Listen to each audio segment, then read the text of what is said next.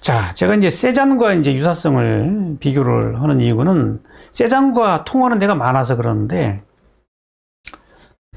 자, 세잔은 이제 인상주의에서 출발을 하잖아요. 그 모네의 인상주의에서 출발을 하는데, 근데 인상주의의 영향을 받으면서도 뭔가 만족이 안 되는 거죠. 왜냐면은 너무 눈에 의존해서 그림을 그리니까 저 눈으로 볼 수 있는 것 너머에 어떤 그 진실이 있을 텐데 그 자연의 그 진실을 어떻게 눈으로 다 잡아낼 수 있냐는 거죠.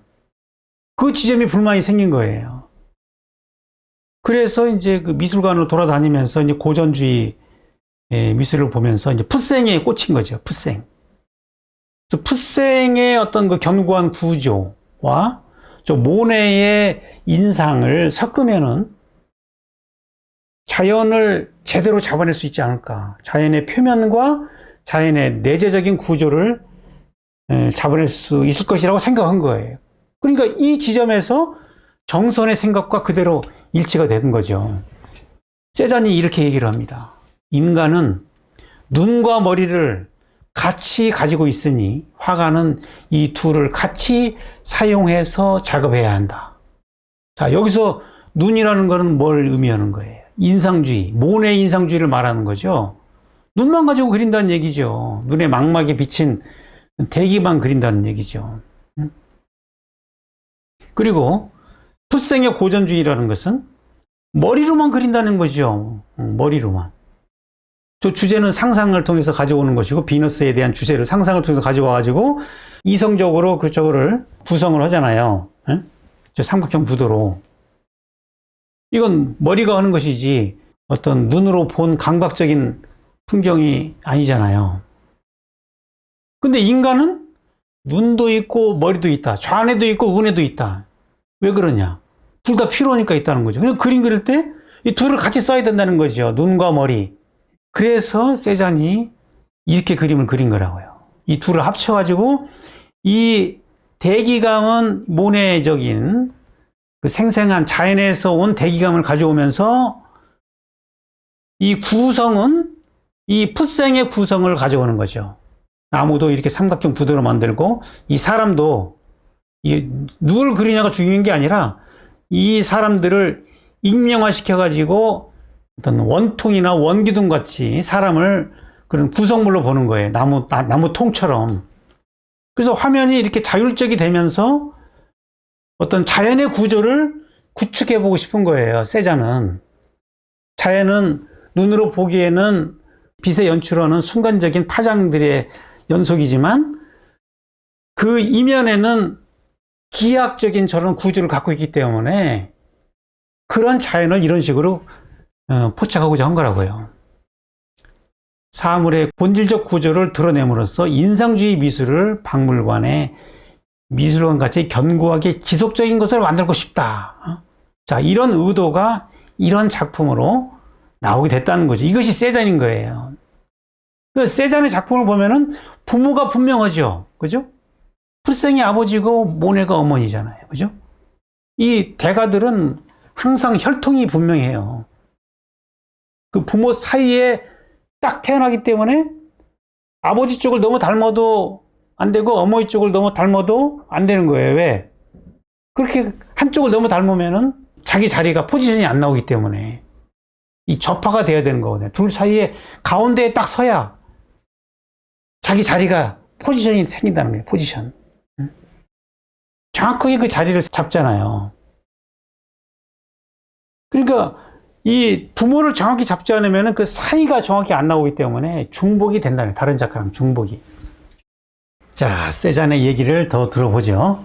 나의 유일한 목표는 자연을 대면할 때 나의 능력이나 기질에 상관없이 내가 보고 있는 것이 닮았건 아닌 건 상관없이 지금 나의 눈앞에 나타나는 것 이외에는 모두 잊어버리는 것이다. 그러니까 지금 세잔의 목적은 저 자연 대상을 닮게 그리는 게 목적이 아니에요. 그건 상관없다는 거죠. 닮고 안 닮은 거는 중요한 거 아니라 저 산과 나 외에는 다 잃어버린다는 얘기예요. 완전 무라일체를 체험하고 싶다는 거예요. 왜? 그때 저 산이 내 신체의 각인이 되기 때문에. 그래야 그 각인된 신체가 그림으로 나올 수 있기 때문에. 각인된 신체를 통해서 나온 그림은 눈으로 본 자연과 차이가 있어요. 그 차이 나는 지점을 세자는 지금 그리고자 하는 거예요. 그 지점에서 겸재정성과 비슷한 점이 있다는 얘기예요. 근데 이제 그 세잔의 경우는 그 구조라는 부분에 있어서 해석이 달라요. 원통, 원기둥, 뭐 이런 것이 자연의 어떤 그 기본 구조로 보는 것이고, 겸재정성 같은 경우는 그 구조를 음양의 관계로 보는 거죠. 이쪽은 양이고 이쪽은 음이잖아요. 토산과 골산의 이 음양의 그 대비.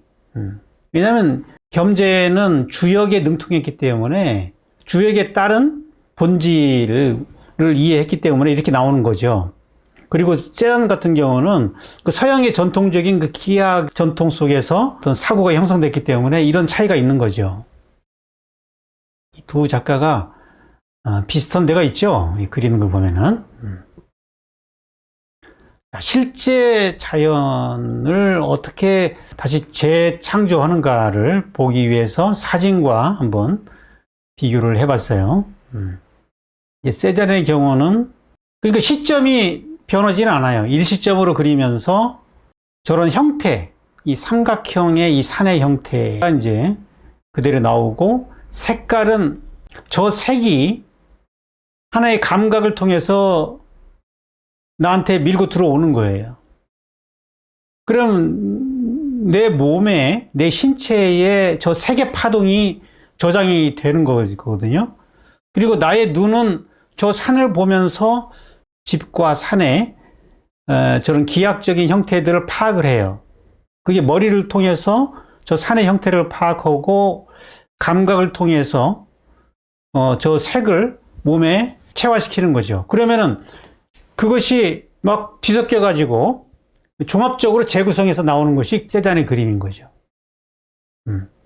이성적으로 파악한 형태와 감각적으로 수신한 컬러가 다시 손을 통해서 재구성된다는 얘기죠. 그러니까 사실적이지 않은 거죠. 세잔의 그림은 진경산수하다 이렇게 부를 수가 있는 거예요. 우리가 미술사에서는 후기 인상주의다라고 부르려고 하지만, 그 후기라는 말은 인상주의에서 벗어났다는 얘기잖아요. 그 벗어난 지점이 어떤 그 구조적인 진실을 그 파헤치고 있다는 얘기거든요. 근데 그 구조적인 진실을 어떻게 드러내느냐. 거기에 대한 적절한 용어가 없기 때문에 그냥 후기라고 이름 붙여놓은 거라고요. 근데 지금 거기에 대한 적절한 용어가 있잖아요. 진경. 그게 왜냐하면 외면과 내면, 눈으로 본 것과 마음으로 느낀 거, 이게 합쳐진 게 이 진경이라니까요. 세잔의 그림을 진경산수라고 불러야 되는 거예요. 그리고 이런 진경산수가 갖는 미학적인 의미라는 것은 물화일체의 합의를 추구한다. 세잔도 그런 얘기를 하거든요. 풍경은 나의 마음속에서 인간적인 것이 되고 생각하며 살아있는 존재가 된다. 풍경이 하나의 그 색의 파동을 통해서 내 신체로 각인이 되기 때문에 내 몸 안에서 그게 살아있는 존재라는 거죠. 같이 공명을 이루니까. 그래서 나는 나의 그림과 일체가 된다. 우리는 무지갯빛 혼돈 속에서 하나가 된다. 물화일체가 된다는 얘기죠. 그 하나된 상태를 그리는 거예요. 그러니까 이전에 그 모네가 눈으로 관찰해서 그리는 것과 이건 다른 거라니까요. 그건 인상주의지만 이거는 진경산수라니까요.